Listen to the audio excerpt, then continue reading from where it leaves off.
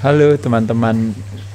Saya sedikit mau cerita ya sama teman-teman alasan juga kalau seandainya saya punya channel Dunia Adira ini, salah satunya keinginan saya ya sesungguhnya adalah ingin mengedukasi teman-teman, tapi yang lebih utama lagi sebenarnya ingin isi daripada edukasi itu menguatkan hati teman-teman, karena sekali lagi sehat itu kalau bersahabat dengan pertemanan hati, sakit itu perlawanan hati. Jadi makanya kenapa dibutuhkan satu penguatan tersebut buat teman-teman jauh dari sakit ya. Nah, jadi tema kita hari ini adalah kita berbicara tentang yang namanya obesitas ya, atau kita bicara yang namanya sakit juga, karena biasanya kecenderungannya obesitas itu menjadi kontributor daripada berbagai kesakitan atau bahkan hari ini menjadi prematur kematian ya.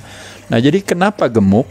Pertanyaannya adalah salah saya kita gemuk gitu, atau ternyata kita salah karena anjuran yang salah, atau mungkin karena nasihat yang salah, atau mungkin karena kebijakan yang salah. Yuk kita bahas sama-sama di sini ya.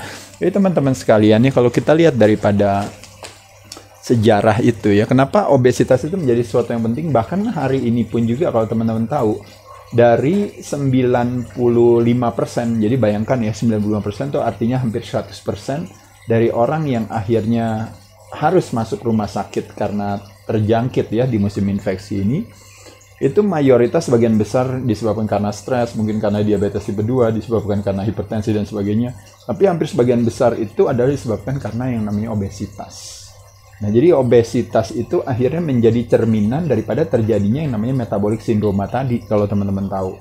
Jadi 95% itu pasti karena itu. Kalau pria itu adanya di visceral ya, adanya di dalam. Kalau wanita banyaknya di subcutaneous. Tapi poin saya adalah obesitas menjadi sesuatu yang begitu penting ya. Makanya kenapa menyenangkan kalau seandainya kita bisa menurunkan berat badan. Terutama dalam situasi kita berbicara yang namanya opportunistic, akan mengambil kesempatan, si patogen, si virus akan mengambil kesempatan kepada tuan rumah yang lemah gitu, akhirnya menjadi ramah kepada penyakit.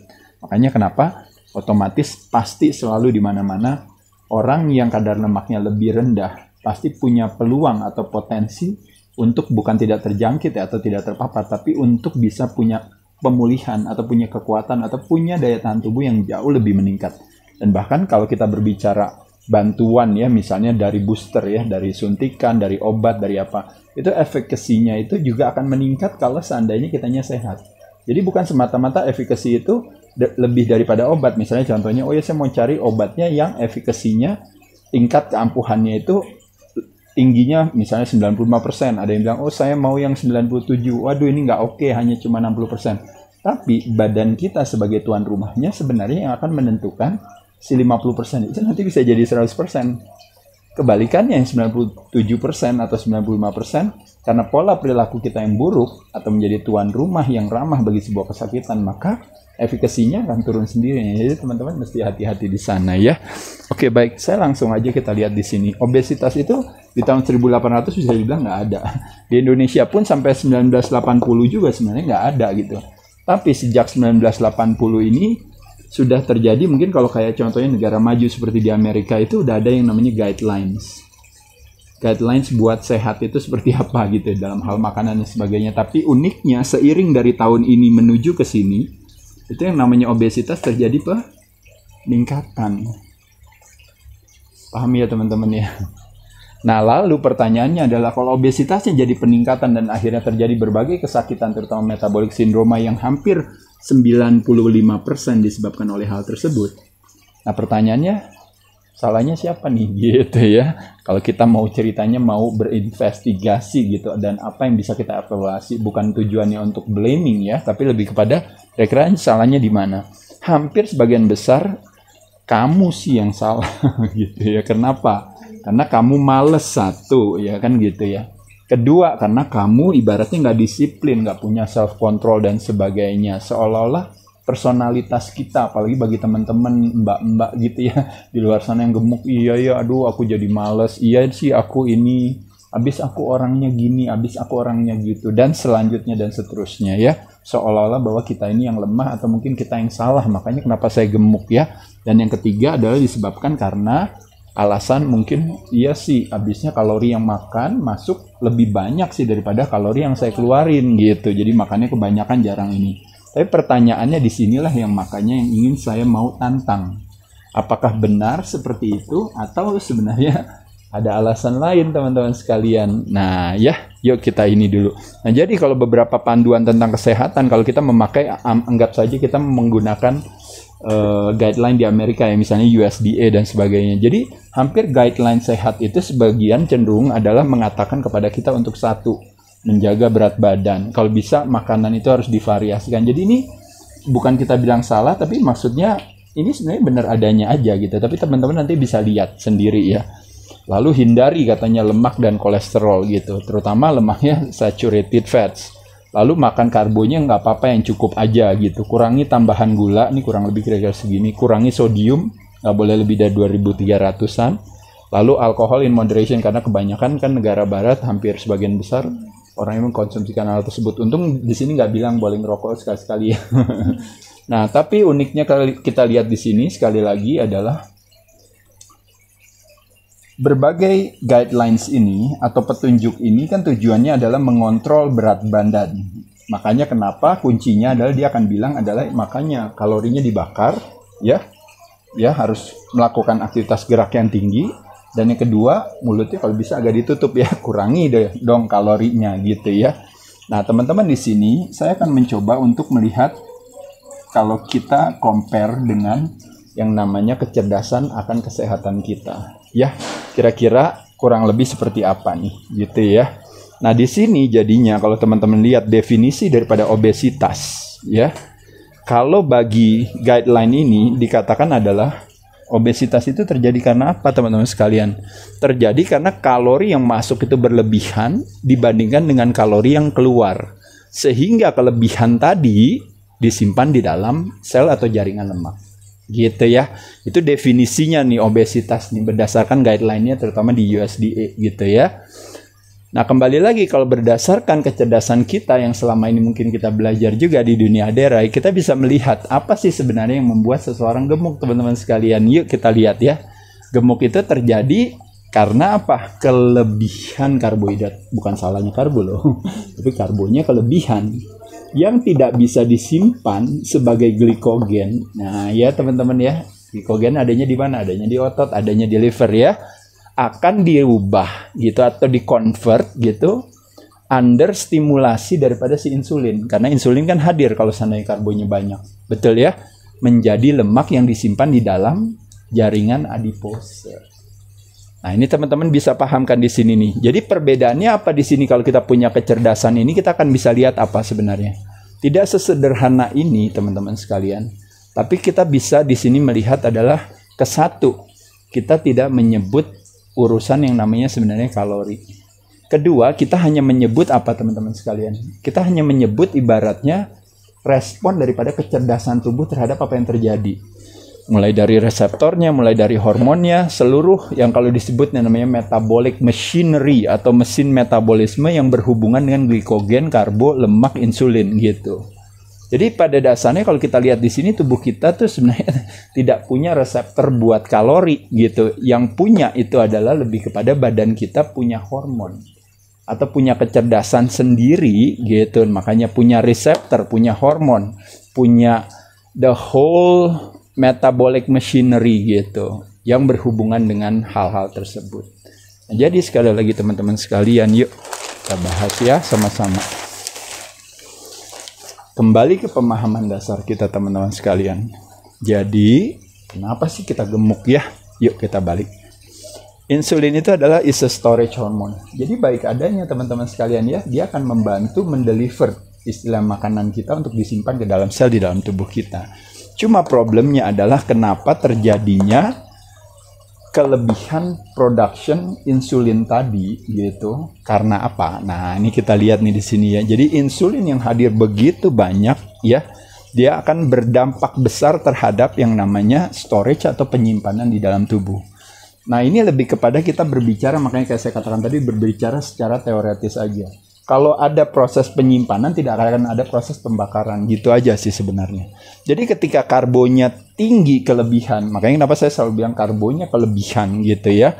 Dan juga kecenderungan daripada teman-teman yang memang kondisinya hari ini memang kegemukan gitu ya, karena pola makan dan sebagainya tadi.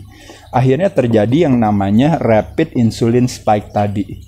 Otomatis ya, karena karbonya banyak, otomatis insulinnya hadir, semuanya naik. Spike itu artinya terjadi kenaikan yang luar biasa. Kalau terjadi kenaikan yang luar biasa setelah latihan untuk kita masukin protein, yang bagus. Tapi problemnya adalah ini sehari-hari kita melakukan hal itu. Akhirnya mempromot akhirnya kelebihan si karbo akhirnya untuk menjadi lemak ya gitu, atau disimpan di dalam jaringan lemak tadi gitu ya, di store di yang namanya, kalau istilahnya yang namanya fat tissues ya gitu. Nah, jadi kalau kita lihat di sini sebenarnya berdasarkan teori, kembali lagi pada dasarnya sesungguhnya kalau teman-teman tahu gitu, otot itu most of the time sebenarnya dia bakarnya tuh sebenarnya lemak sebagai sumber energi, kalau teman-teman tahu gitu ya. Jadi terutama makanya teman-teman bisa lihat pada saat dimana ketika kita latihan beban, pada saat perut kosong, waktu sebelum kita mau buka puasa itu benar-benar, makanya kenapa bisa jadi salah satu strategi untuk mengoptimalkan kita untuk bakar lemak tadi gitu. Cuma masalahnya, tantangannya ketika kita justru masukin karbo gitu, karena kita beranggapan adalah bahwa nggak mungkin lah otot kalau seandainya kita latihan beban misalnya nggak dipakai buat apa, kita nggak masukin karbo, itu bakalan jadi lemes banget dan ototnya akan membuang dirinya atau apa. Teman-teman merasa nanti akan terjadi namanya catabolic stage, nanti terjadi yang namanya depletion, terjadi namanya macam-macam. Tapi poinnya adalah ketika karbo masuk, terutama kebanyakan. Nah, kenapa saya katakan selalu kebanyakan? Kenapa nggak saya bilang karbonya? Karena di sini saya nggak mau menyalahkan si karbonya ya teman-teman ya. Maka pada saat itulah sebenarnya terjadi yang namanya proses pembakaran lemak itu tidak terjadi pada saat latihan itu gitu. Nah, sehingga yang terjadi adalah yang namanya efek atau fat effects itu. Nah, penjelasannya saya ulang-ulang lagi nih sekali lagi ya. Jadi ketika si insulin hadir karena kebanyakan karbo yang kita konsumsikan gitu ya, akhirnya istilahnya dia tidak bisa gitu ya. Ini gini ya, ketika insulin yang hadir, akhirnya dia kan harusnya badannya kan harusnya pakai karbo, tapi karena insulin hadir, apa yang terjadi? Otomatis dia nggak akan pakai si glikogennya tadi. Dan teman-teman lihat di sini, akhirnya yang terjadi fungsinya daripada si insulin tadi apa? Kita mau pakai lemak kan udah pasti nggak terjadi. Nah, makanya kenapa insulin juga dikenal sebagai is a fat sparing hormones. Is a fat sparing hormone karena dia yang dia spare adalah apa? Yang dia spare adalah si lemaknya. Nah, kalau teman-teman tahu di satu sisi sebenarnya kan ada istilah yang ada satu pemahaman, kalau teman-teman tahu, kalau seandainya kita bisa memproduksi namanya HGH. Nah, human growth hormone production yang terjadi pada saat kita puasa meningkat karena apa? Karena dia berfungsi, kehadiran dia berfungsi untuk sparing si otot. Jadi ototnya yang dijaga. Nah, tapi siapa yang jaga lemaknya supaya biar tidak dibakar ya? Itu adalah si insulin. Paham ya maksudnya? Nah, pada saat itulah makanya dia mempromot terjadinya si lipodeposit tadi atau lipogenesis. Itu kebalikannya daripada lipolisis, teman-teman ya. Kalau lipolisis itu bakar lemak, kalau lipodeposit adalah penumpukan atau penimbunan lemak tadi. Dan selain itu juga dengan kehadiran insulin itu apa yang terjadi? Makanya kenapa akhirnya efeknya jadi berlemak itu adalah ketika kita justru malah turn off gitu, mematikan yang namanya kemampuan tubuh untuk mengaktifasi yang namanya si lipase itu, atau mungkin kalau teman-teman lebih spesifik lagi dikenal dengan yang namanya HCL tadi ya, hormon sensitif lipase, yang ini adalah tempat site di mana terjadinya bakar lemak itu optimal. Jadi lipase itu dikenal dengan yang namanya enzim yang breakdown lemak. Itu diinhibit atau dihambat gitu, atau di turn off oleh terjadi kehadirannya insulin. Jadi basically di sini segala hal aspek yang berhubungan dengan fat burning itu berhenti ketika terjadi kehadiran insulin. Makanya kenapa di sini ada kata hal tersebut yang biar teman-teman paham. Oh iya ya, makanya kenapa ya mungkin kalau saya membuat satu penyederhanaan gitu ya dalam hal ini, yaitu adalah iya ya berarti saya harus kurangin karbo nih gitu ya. Nah, itu nanti kesimpulannya kan di belakang, tapi saya kasih tahu duluan ya teman-teman. Nah, jadi akhirnya terjadi apa tadi? Terjadi yang namanya efek kelaparan, teman-teman sekalian. Nah, efek kelaparan itu terjadi karena apa? Nih teman-teman lihat nih. Jadi insulin kan menghambat aktivasi enzim kan di liver kan, gitu. Jadi harusnya tanpa insulin kan sebenarnya bisa dipakai istilahnya. Kalau yang namanya si glikogen itu akhirnya bisa menjadi gula. Nah, ini tidak terjadi. Glikogen itu kan adanya kan di otot ya, ada di liver, itu akhirnya nggak kepake ketika terjadi kebanyakan insulin tadi. Nah, ketika tidak terjadi itu akhirnya makanya kenapa justru fuelnya itu atau tenaganya itu nggak tersedia, nggak ada yang mau ngasih ke badan kita gitu. Makanya kenapa terjadi yang namanya defisiensi itu teman-teman sekalian. Ini kan makanya uniknya tuh di situ. Ketika terjadi defisiensi itu makanya kenapa badannya bilang saya hunger, saya mau makan lagi. Itulah sebenarnya konsep yang terjadi ketika, kalau teman-teman tahu itu, jadi baseline-nya di sini, dia naik, insulinnya spike, otomatis spike-nya dia akan turun lewatin baseline, dia turun ke bawah, pas turun ke bawah dia minta makan lagi gitu, convert food lagi. Ini hyperinsulinemia, hipoglikemia, turun naik lagi, dikasih makanannya kan makanannya juga lagi yang karbonnya lagi yang tinggi lagi. Jadi terus-menerus, makanya kenapa terjadi yang namanya roller coaster energy tadi ya teman-teman. Nah, disinilah hal itu terjadi karena badannya merasa kekurangan tenaga, makanya kenapa dia minta lagi. Nah, di sini teman-teman kita lihat di sini ya. Jadi kalau insulin hadir berarti lipase atau enzim itu berarti turun. Artinya apa? Proses terjadinya pembakaran lemak atau releasing lemak itu tadi sebagai sumber energi itu jadi berkurang. Sehingga akhirnya apa? Dia tidak bisa pakai store glikogen tadi, nggak bisa pakai store lemak tadi, otomatis tidak terjadi gitu. Makanya kenapa terjadi kelaparan, makanya kenapa ini. Pertanyaannya adalah salah siapa gitu. Salah daripada situasi ini, bukan salah teman-teman ya, tapi teman-teman bisa rubah strateginya. Nah, tubuh kita adalah akumulasi daripada apa yang kita makan. Nah, jadi kalau makanan itu menciptakan tendensi kecenderungan ini, sehingga akhirnya teman-teman secara hormonal merespon seperti itu, bukan berarti teman-teman punya personality atau pribadi yang rakus. Paham ya teman-teman? Jadi bukan teman-teman jadi, aduh saya orangnya tidak mengenal rasa kenyang gitu ya, seolah-olah. Jadi bukan itu teman-teman sekalian. Jadi jangan salah paham ya. Jadi ini hanya lebih kepada ketika teman-teman lihat ini, oh iya ya, jadi kalau seandainya Mas Ade saya kurangin karbonnya, berarti insulinnya lebih normal dan sesuai dengan kebutuhan, berarti oke dong ya. Iya, justru itu gitu ya. Yuk kita lihat lagi di sini. Jadi salah insulin juga, bukan salah insulin juga. Nah, makanya kenapa kita belajar yang namanya asosiasi, dan kalau istilahnya siapa menabur dia menuai gitu. Ini adalah yang namanya hukum karma teman-teman sekalian ya. Jadi karena karbonnya justru yang kebanyakan, nah karbonnya nanti teman-teman ambilnya dari mana? Mungkin dari refined carbohydrate, tepung dan turunannya dan sebagainya. Mungkin gula yang didapat dari hidden sugar dan lain-lainnya. Nah, itu yang teman-teman jaga. Dengan teman-teman jaga itu, maka nanti insulin akan berfungsi dengan sesuai, atau istilahnya dia akan menjalankan tugasnya sesuai dengan fungsinya gitu maksudnya ya. Nah, jadi sekali lagi teman-teman, yuk melalui kecerdasan kita akan kebugaran, maka kita lihat coba di sini. Jadi kalau berbicara cause in effect itu nggak boleh kebalik-balik teman-teman ya. Jadi kita nggak mau confuse dengan konsep yang namanya satu asosiasi, yang kedua namanya cause and effect tadi ya. Kita lihat nih di sini sama persis seperti hari ini juga. Kadang-kadang kita bilang, oh direct causation-nya, penyebab kematiannya disebabkan karena musim infeksi, misalnya sama virusnya. Tapi nanti kita bisa lihat, kalau kita mengerti, oh ternyata bukan direct causation, tapi disebabkan karena correlation. Jadi ada alasan lain, makanya kenapa akhirnya badan menjadi lemah. Dan terakhirnya si virus yang akan masuk mengambil kesempatan itu. Tapi yang akan mendapat kreditnya selalu si virusnya gitu. Tapi pada kenyataan sesungguhnya adalah bukan virusnya sebenarnya yang berbahaya, tapi yang berbahaya adalah ketika kita menjadi tuan rumah yang buruk baginya. Nah, salah satunya adalah ketika kita memiliki kadar lemak yang terlalu tinggi, obesitas. Karena dengan sendirinya akhirnya kita membawa yang namanya komorbiditas tadi. Makanya kenapa akhirnya tekanan darahnya kan juga tinggi, kolesterolnya tinggi, trigliseridnya tinggi, gula darahnya tinggi, apalagi yang lainnya. Nanti pasti ada problem-problem yang lain, termasuk juga jantung yang kurang berfungsi dengan baik, saluran pernafasan, Nah, balik lagi ya, makanya kenapa terjadi badai sitokain dan sebagainya itu karena apa? Nah, kita makanya mesti paham antara yang namanya correlation dan direct causation. Ditambah lagi ada penyebab kematiannya adalah ternyata karena salah association.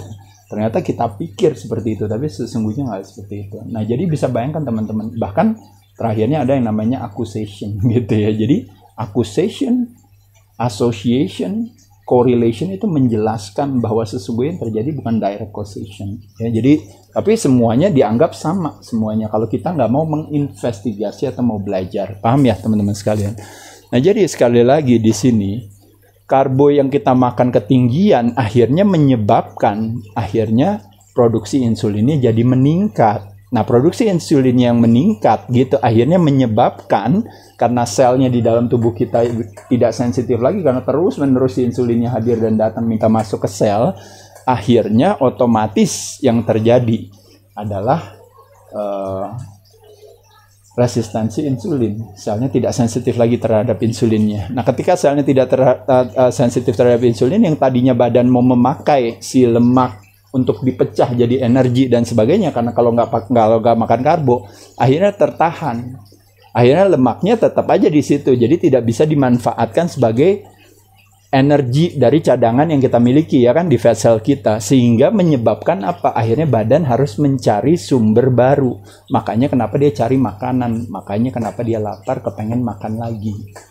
Paham ya teman-teman di sini? Nah, jadi teman-teman bisa melihat. Jadi kesimpulan sekali lagi, kehadiran insulin gitu ya yang berlebihan, makanya akhirnya membuat situasi badan untuk membakar lemak itu akhirnya jadi berkurang potensinya dan kita akhirnya stuck di dalam situasi ini.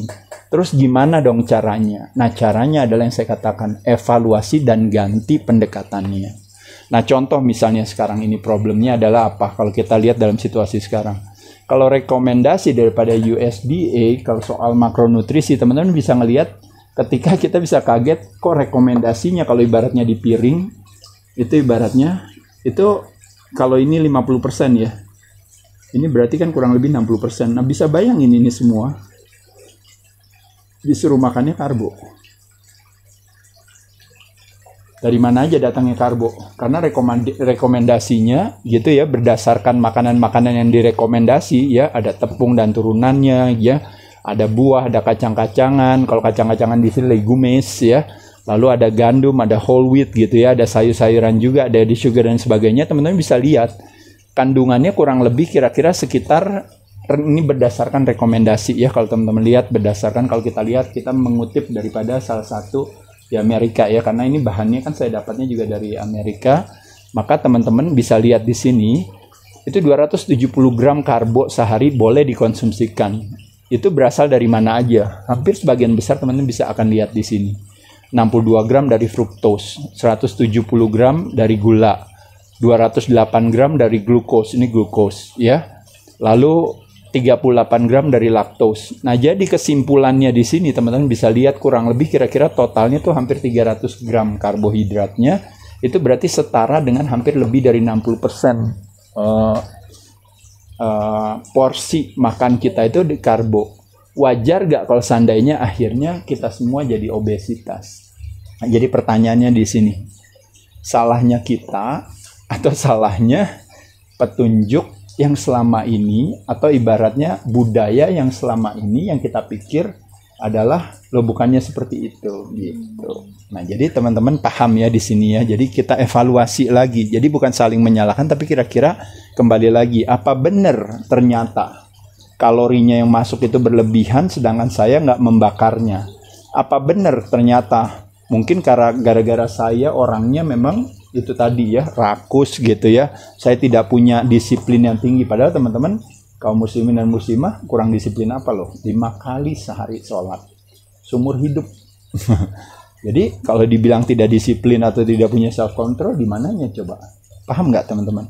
Lalu kita dibilang pemalas juga lagi ya, seperti hari ini juga ya, kalau kita lihat dalam situasi sekarang ya, kalau kita lihat setelah kita punya kebijakan kesehatan bukan cuma di Indonesia ya, tapi di dunia, Itu sudah hampir kurang lebih berapa bulan ya? Hampir lebih daripada 16 bulan kali ya, atau sekarang udah mau masuk ke berapa, 17 atau 18 bulan.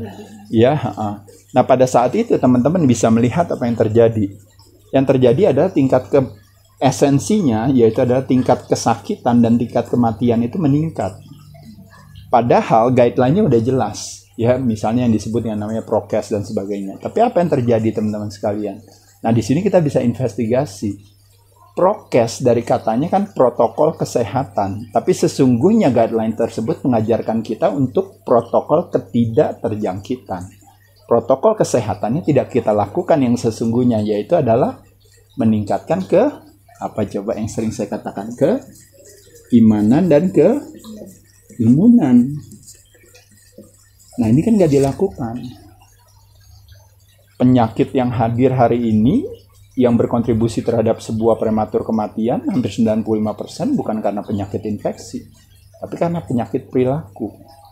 Nah, sekarang membayangkan kita mau berlari daripada sebuah keterjangkitan, tapi persyaratan kita untuk menjadi tuan rumah yang buruk bagi pada sebuah kesakitan tersebut, di mana imunitas kita harus tinggi, itu tidak kita lakukan. Makanya kenapa ini yang saya sering katakan ya. Jadi kampanye keamanan boleh kita jalankan seperti hari ini, tapi jangan melupakan atau jangan mengindahkan apa ya istilahnya, atau mencuekin gitu yang namanya kampanye keimanan dan keimunan. Disinilah makanya sesuatu yang penting gitu. Seperti hari ini kebijakannya terus-menerus seperti hal yang sama, tapi nanti yang disalahin siapa? Yang disalahin adalah rakyatnya. Rakyatnya tidak disiplin. Kalau kita mau berbicara rakyat disiplin atau tidak, bukan cuma di Indonesia ya, tapi di dunia. Kalau saya tanya sama Desi yang gampang aja, istilahnya yang kira-kira ya, kalau kita suruh orang merokok langsung berhenti merokok, kira-kira bisa gak? Kita suruh orang yang biasa minum gitu, alkohol, kita suruh, semuanya udah ada guideline-nya. Sehat itu kan artinya kan kalau bisa tidak merokok.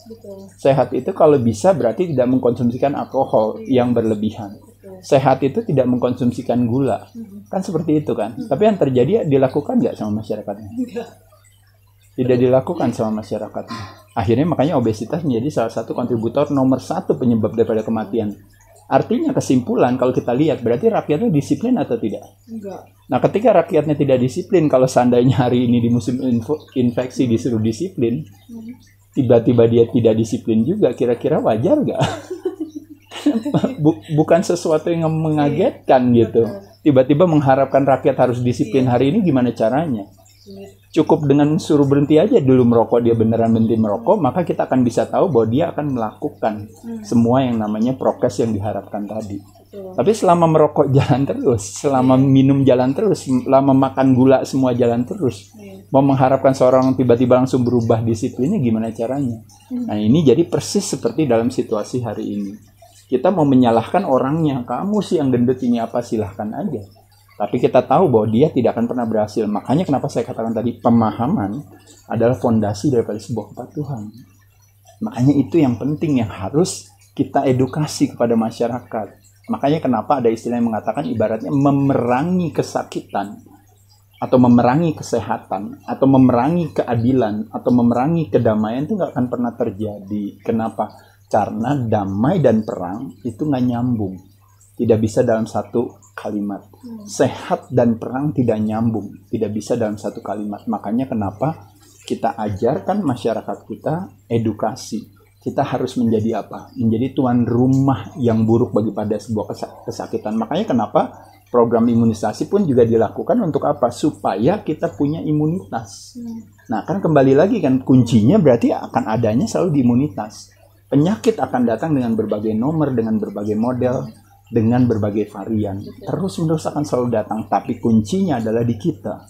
Nasib kesehatan kita kalau kita serahkan kepada orang lain, teman-teman sekalian, maka apa yang terjadi? Balik lagi seperti saya katakan, ya nanti tergantung daripada narasi orang lain terhadap kita. Tapi kalau seandainya kita mengambil istilahnya ownership, taking responsibility daripada ulah perilaku kita. Ini makanya kenapa yang terjadi hari ini kesakitan meningkat, kenapa terjadinya kematian ini. Nah, ulah perilaku kita sendiri, makanya evaluasi.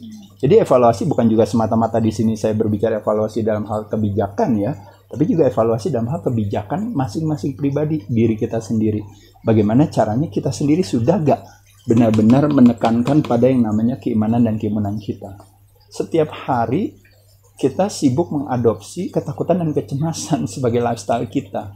Bagaimana kalau kita berbicara keimanan kita di sana? Nggak nyambung gitu teman-teman sekalian. Ya, jadi oleh sebab itu kita kembali lagi. Ini bukan salahnya di sini gitu kalau teman-teman kita lihat di sini. Tapi lebih kepada penyebabnya adalah kayak kita lihat tadi. Oh, ternyata mungkin karena respon hormonalnya ya yang makanya kenapa saya jadi kepengen makan terus. Iya ya, saya harus rubah strateginya. Oh, ternyata akhirnya kalau saya terus-menerus melakukan hal tersebut, wajar gak kalau akhirnya saya jadi ketergantungan, menjadi adiksi, seperti obat makanan itu. Makanya kenapa orang jadi akhirnya, aduh kepengen terus makan. Saya kalau belum makan gak bisa tidur, saya kalau belum makan gak bisa ini, saya kalau tidak merokok belum ini, dan selanjutnya. Dan di sini juga, akhirnya ketika terjadinya namanya penolakan terhadap insulin oleh sel, karena selnya tidak sensitif lagi karena kebanyakan makan gula, otomatis wajar gak kalau seandainya lemaknya gak turun-turun gitu. Nah, dan satu lagi yang paling parah dari semua ini adalah ketika sebuah kebijakan atau panduan itu diberikan istilahnya ya sesuai aja dengan apa yang udah ada. Ingat ya, kurangin ini, ingat ya ini, ingat ya itu gitu dan sebagainya.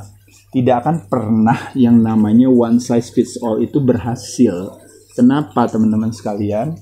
Karena setiap orang size bajunya beda-beda, dosisnya pasti beda-beda, kebutuhannya beda-beda. Dalam strategi yang namanya kesehatan itu bicara soal makanan dan latihan,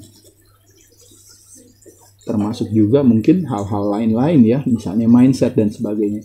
Itu semua aja berbeda-beda. Begitupun juga dalam hal kebijakan kita menghadapi kesakitan. Tidak bisa one size fit all. Apa jawabannya? Precision and personalized.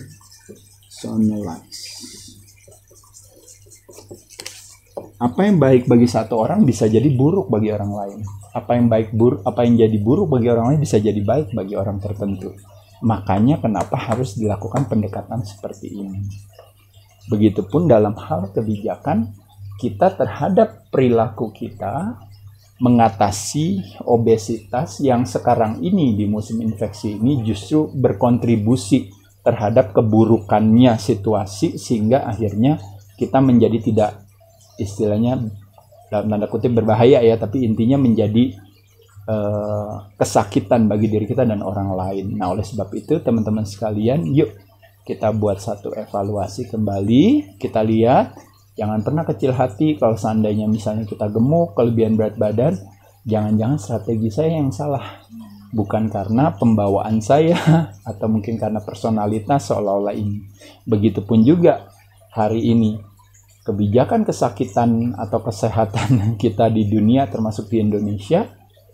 Kenapa bisa terjadi hari ini? Jangan-jangan bukan karena masyarakatnya yang memang males atau yang memang tidak disiplin atau yang salah, tapi jangan-jangan kita bisa mengevaluasi justru kebijakannya yang tidak mengarahkan kita kepada memiliki keimanan dan keimunan yang baik gitu. Jadi hati-hati terperangkap dalam sebuah peran, lupa memahami esensinya. Terperangkap dalam sebuah metode, lupa memahami esensinya.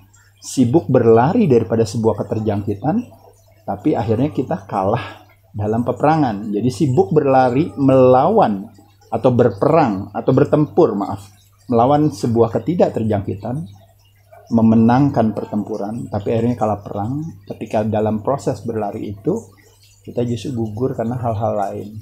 Ya, social illness, culture illness, economic illness, akhirnya mengarahkan kita pada mental illness akan mengarahkan kita pada depresi imunitas. Nah, kalau imunitasnya depres gimana, Des? Yang terjadi akhirnya apa, teman-teman sekalian? Akhirnya si virus yang akan mengambil kesempatan. Disitulah makanya kenapa terjadi yang namanya its correlation or association is different than direct causation. Jadi tidak semata-mata disebabkan karena satu hal, teman-teman sekalian. Ya, kurang lebih itu teman-teman. Sekedar edukasi, juga mungkin ada sedikit curhat gitu ya.